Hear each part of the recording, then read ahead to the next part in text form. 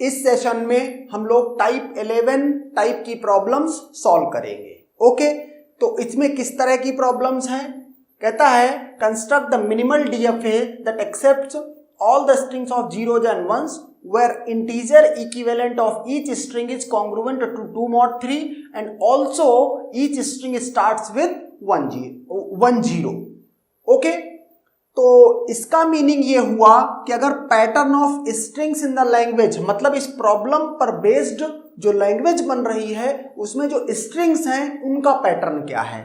एक तो ये है कि जितनी भी स्ट्रिंग्स होंगी वो 1 0 से स्टार्ट होगी।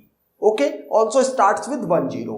तो एक तो ये बात हो गई, और दूसरा साथ में और क्या होगा, जो स्ट्रिंग W है उसका जो इंटीजर इक्विवेलेंट है वो क्या है, वो है कॉन्ग्रुएंट टू 2 mod 3।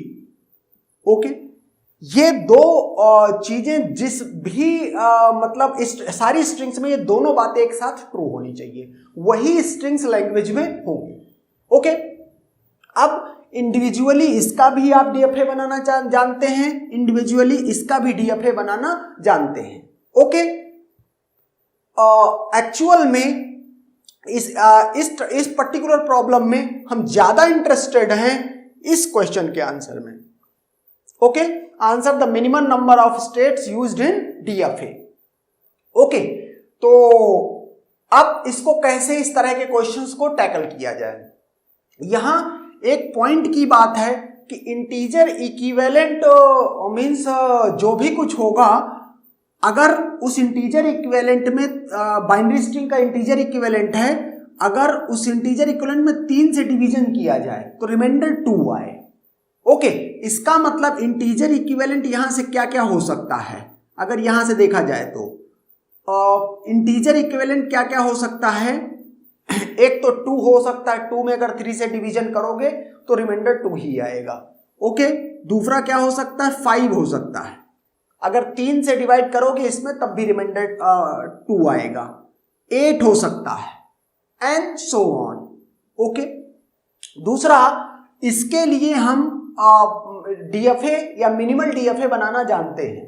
कैसे बनाते थे इसके लिए? इसके लिए हम ट्रांजिशन ग्राफ बनाते थे और ट्रांजिशन टेबल। ओके, तो 0 और 1 ऐसे लिखते थे, ये डेल्टा होता था, यहां 3 है तो इसका मतलब 3 ही स्टेट लगेंगी। ओके, और इसके बाद यहां Q0 Q1 Q2 Q0 Q1 और ये Q2। इनिशियल स्टेट Q0 है, यहां 2 है, इसका मतलब ये Q2 इसकी क्या होगी, फाइनल स्टेट होगी। इसके लिए ये मैंने बना दिया। ओके, कि कोई भी ये वो डीएफए है जो किसी भी बाइनरी स्ट्रिंग का इंटीजर इक्विवेलेंट को अगर 3 से डिवीजन करेंगे तो रिमाइंडर 2 आएगा, ये उसके लिए डीएफए है। ओके, और ये डीएफए ट्रांजिशन टेबल की फॉर्म में है। ओके, तो अब हम क्या करेंगे, इसको भी हमें एक्सेप्ट करवाना है। तो अगर यहां से अगर देखूं 1 0 और x क्या है, any string of zeros and ones, लेकिन ये x डिपेंड करेगा इस मींस इंटीजर इक्विवेलेंट पे। ओके, तो कोई भी 0 और 1 का कॉम्बिनेशन x नहीं हो सकता है। ओके, अब देखते हैं इसको कैसे हैंडल करना है। यहां से 1 0 का जो इंटीजर इक्विवेलेंट है वो 2 होता है। ओके, अगर बाइनरी स्ट्रिंग 1 0 हो तो इसका इंटीजर इक्विवेलेंट क्या है, 2। तो इसका मतलब 1 0 एक्सेप्ट होना चाहिए। क्यों? क्योंकि ये देखो 2 यहां पर है, अगर 2 को 3 से डिवाइड करें तो 2 रिमाइंडर आएगा, मतलब 1 0 केवल स्ट्रिंग अगर 1 0 है तो वो एक्सेप्ट होनी चाहिए। ये स्ट्रिंग 1 0 इस लैंग्वेज में है। ओके, इसका मतलब ये हुआ कि अगर यहां से मैं क्या करूं, इसको एक्सेप्ट करवाऊं B, और यहां से 0 और यहां एक स्टेट आ रही है, 1 0 एक्सेप्ट होना चाहिए। इसका मतलब सिनेरियो ये है। ओके, Q2 फाइनल स्टेट है, इसलिए मैं क्या करूंगा, Q2 इसको ऐसे लिख दूंगा। ओके, तो 1 0 से कोई भी स्ट्रिंग जो 1 0 से स्टार्ट होगी और वही एक्सेप्ट होगी। ओके, अभी ये जो मैंने इसके लिए बनाया है इसमें आगे जोड़ूंगा। एक तरह से ये कंपाउंड ऑटोमेटा है। आप क्या कर सकते हो, इसके लिए अलग एक मींस डीएफए डिजाइन करो, इसके लिए अलग डीएफए डिजाइन करो एंड देन कंपाउंड करो। लेकिन अभी ये हम इसको कंपाउंड की तरह नहीं करेंगे, डायरेक्ट करेंगे। ओके, तो Q2 हमने ये कर दी। अब एक स्टेट मेरे पास और है Q1 और एक स्टेट है 0। चूंकि मेरे पास ट्रांजिशन टेबल की फॉर्म में डीएफए ऑलरेडी बना हुआ है तो सिर्फ इसको देख करके ट्रांजिशन इसमें बना दूंगा। तो Q2 पर 0 पर Q1 है और 1 पर Q2 है। ओके, इस तरह से Q1 पर 0 पर Q2 है और 1 पर Q0 है। ओके, Q0 में 0 पे Q0 है और 1 पर Q1 है।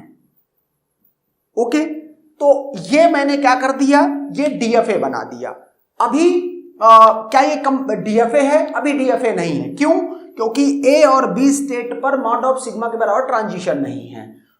तो यहां पर अगर 1 का हो चुका है ट्रांजिशन, 0 का ट्रांजिशन बचा हुआ है। ओके, तो 0 के लिए क्या करूंगा, एक ये डेड स्टेट ऐसे बनाऊंगा। क्यों? क्योंकि स्ट्रिंग अगर 1 0 से स्टार्ट हो तो ही एक्सेप्ट होनी चाहिए लाइन इस डीएफए में as per given problem. Okay, तो इसका मतलब है कि 0 से स्टार्ट हो तो डेड स्टेट में। अगर इस जगह आकर के 0 का ट्रांजिशन हो चुका है, अगर इस जगह 1 का ट्रांजिशन आता है, क्योंकि इस जगह पे भी मॉड ऑफ सिग्मा के बराबर ट्रांजिशन होंगे, तो उसको भी डेड स्टेट पे लाके छोड़ दूं और यहां पे क्या कर दूं, 0,1 का लूप लगा दूं। ओके, तो इस तरीके से ये हमने क्या बना दिया, डीएफए। ओके, डीएफए फॉर और गिवन प्रॉब्लम। क्या ये एमडीएफए है? यस, ये एमडीएफए भी है। इसमें किसी भी तरह की अनरीचेबल स्टेट्स या इक्वल स्टेट्स नहीं है। ओके, अब अगर मैं ऑब्जर्वेशन टाइप से बात करूं तो इसमें ऑब्जर्वेशन क्या है कि अगर मुझे ये सब ना करना होता और डायरेक्ट इस क्वेश्चन का आंसर करना होता कि जैसे यहां पर 3 + 3 6 स्टेट्स आई हैं, तो ये minimum number of states DFA की बतानी है, या कह लो कि एमडीएफए में जितनी भी स्टेट्स होंगी वो बतानी है। तो 6 आ रही है, डायरेक्ट भी किया जा सकता है। कैसे? जो यहां पर स्ट्रिंग होगी जिससे स्टार्ट करने की बात कर रहा है, उसकी आप लेंथ निकाल लो। तो ये कितनी आई, 2। इसमें एक ऐड कर दो, किसके लिए, डेड स्टेट के लिए, जैसे ये ऐड की है, तो 2 + 1 3 हो गया है। और यहां से कितनी स्टेट हैं, ये 3 हैं, 3 + 3 6, तो यही 6 आंसर आया है। ओके, तो एंड दैट्स